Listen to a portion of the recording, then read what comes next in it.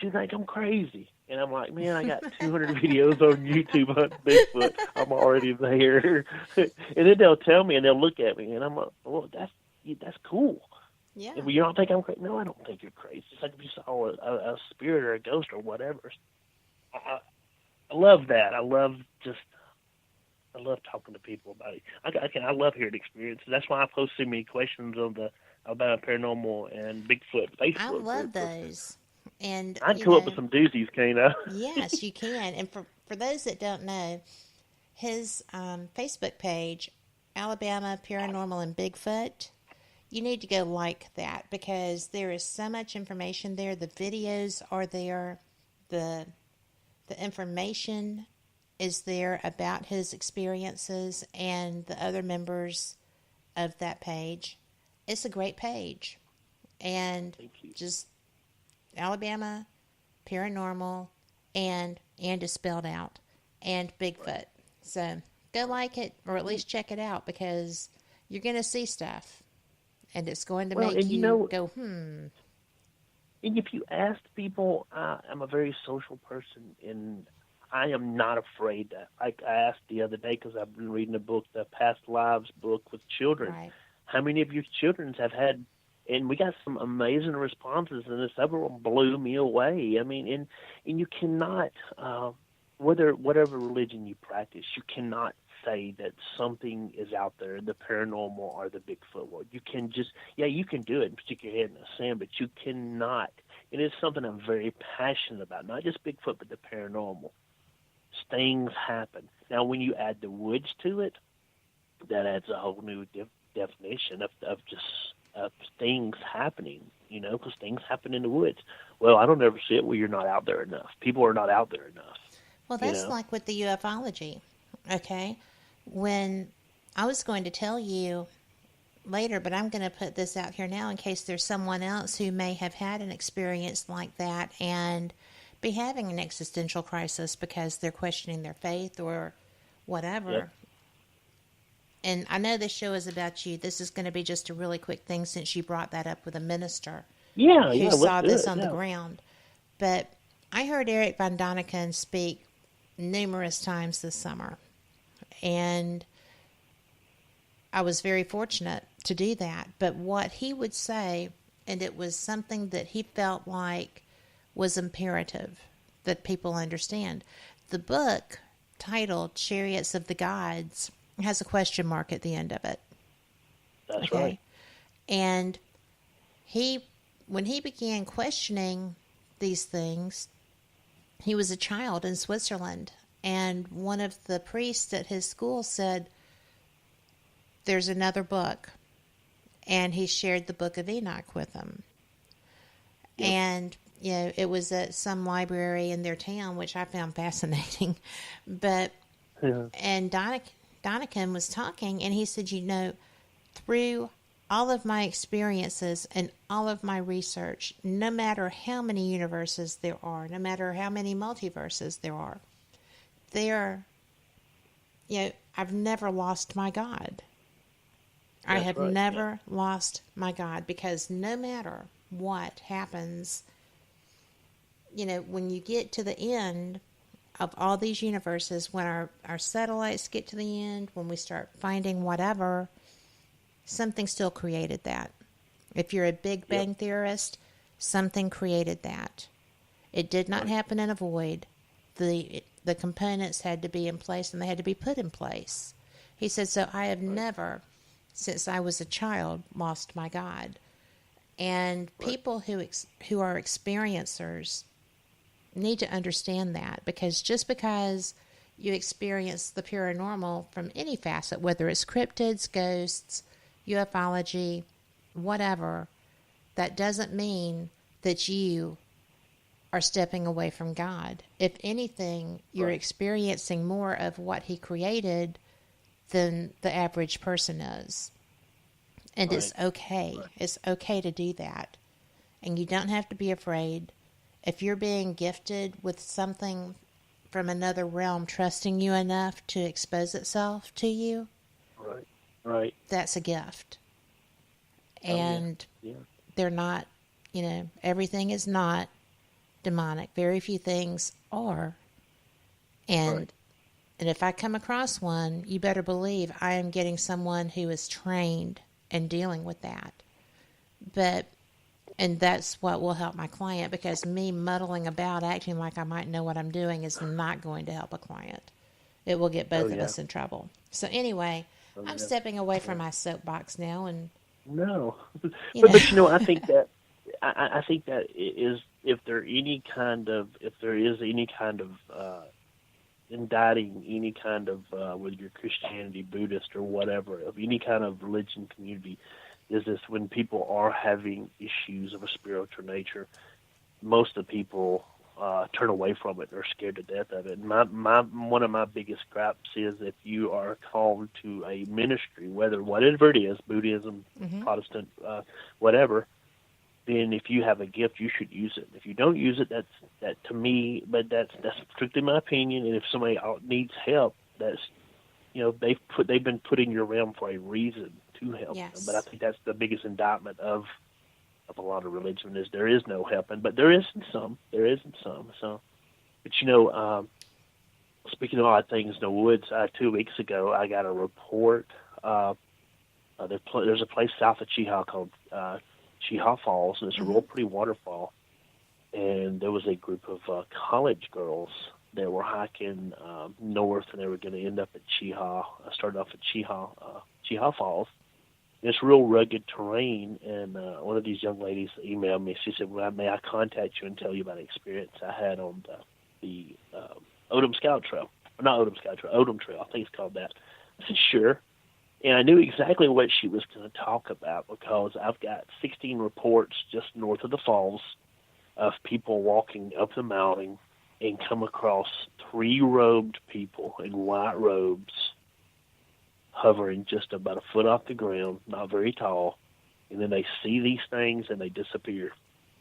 And so she called me. She told me exactly what she saw, and it was the exact same thing. Now, my question to you is, what is that? I mean, is it a fairy? Is it something to do with fairies? It's just in this one spot, and I've got How like big are they? 16 reports. They're 2 to 3 feet tall. Not a fairy. They're not very tall at all, but they're just right off the ground, a foot off the ground, and they're usually facing the hikers, facing south, 3 of them. And they're in white. These people all the time is white cloaks, can never see their faces. So I've never heard of that one. But the reason I happened to, I got this report 2 weeks ago. It's just in this one area, and I'm thinking, what the holy hell is this?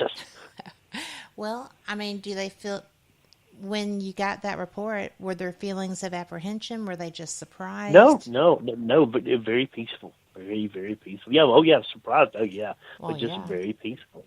And Yeah. the other reports was just very peaceful, and they thought maybe it was just maybe some druids out in the woods. And one lady used that word, with druids, Right. and I was like, well, I mean, not hovering off the ground like that. I'm pretty Well, sure. no, I'm pretty sure they don't hover, but I don't think they're fairies. Yeah. I think that fairies are.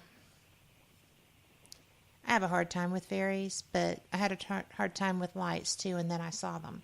So, Yeah. I think that fairies are smaller, and I Yeah. Oh think yeah. that I had a very interesting encounter with a young man at the Golden Temple. One time Yeah. he was telling me, because I was going to do an investigation at Ruffner Mountain, and he told me that he had been there and had done something very valiant, and that the Queen of the Fairies showed herself. Wow. Okay? That's cool. And she was taller, but probably Yeah. not that taller either. And, Right.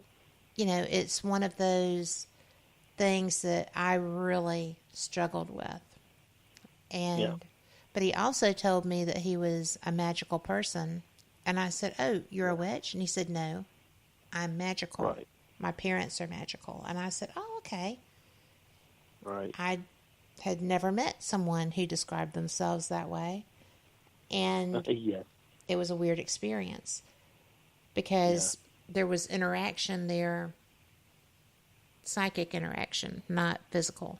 And Right. so, anyway, it was an interesting thing, but I don't think the fairies would be hooded.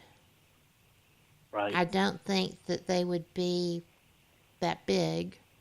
And from what I understood, his experience with the queen of the fairies at Ruffner Mountain was that she was very dramatically beautiful and very happy Right. to be.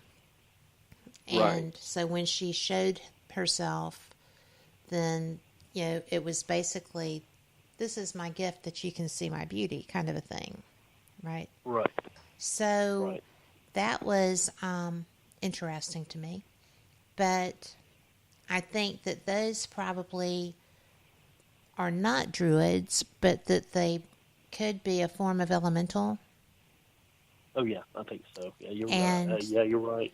because those are guardians of the earth as a druid would perceive one. Right. So Right. I've just never seen a beautiful elemental. No, no, But, and I just put it in my files. Another weird occurrence. well, I You would know. like to go there. Yeah, I can take you there. I know exactly. Okay. I've actually been up there with GPS. It's actually very easy. I mean, it's a 30-minute walk, but it's a brisk 30-minute walk from the parking lot. It's not very hard to get there. And I've even searched. I started in little small circles and just went 50 feet out, 100 feet out, 200 feet out, 300 feet out. It's just I didn't find anything unusual, but that does not mean anything really. You know, Right. it's just a sort of thing that happens. And a lot of I talk about this a lot. A lot of people don't really practice true magic anymore. The kind that Aleister Crowley Right. practiced. Because there's so many distractions now. There's virtual worlds, and I think the saddest thing is we're actually probably getting away from probably true magic with all the virtual stuff now. And but that's a whole other topic. So we Well, won't but go it's there. an interesting one. We'll have to work that. So, It really is, because if you've ever dealt with somebody that was really angry all the time, or somebody that was very sad, and I know this from experience. I've known some people like this, and I've experienced it myself. And if these people ever get to a point where they figure out how to use that anger, uh, then it works. It works. It's a very it does bad work. thing, It's very controlled and energy. yeah, and a lot of people don't, and I know you realize it, and it's something very unusual to see. And I saw a couple of things in my dad's ministry where there were people that would come to church for deliverance, and you were like, okay, these things are connected, and it's not the good guy they're connected to. And I saw several instances of that growing up, and when I was a kid, I just had a natural. Just a natural respect and a natural interest in the paranormal. I was a lot of activity happening to me. It happened to me. So, uh, so who knows? So, you're ready for the next question? If you are. Well, this actually is my question, Okay. and I am going to let people know that yes, indeed, we have missed our break. We will be taking the Correct. normal one. It's okay. We didn't want to break that thread, and I will fix that later. But I am just fascinated by the vast array of experiences that you have, and then people are comfortable reaching out to you about their unusual experiences. Do Yeah. you have your own craft kind of experience? Like, I know you had the lost time, but do you have craft experiences? You mean UFO craft? Yes. Oh yeah. I mean, yes. I had a. I learned from a very early age. I had a gentleman ask me about UFOs, but before I go into that story, I'll tell you this story. We were at Sweetwater Lake, me, John, Beal, and two other men, a total of 5 of us, and we were showing this guy Sweetwater Lake. It was like 12:40 at midnight, and we were all out there looking at it, and we saw this black train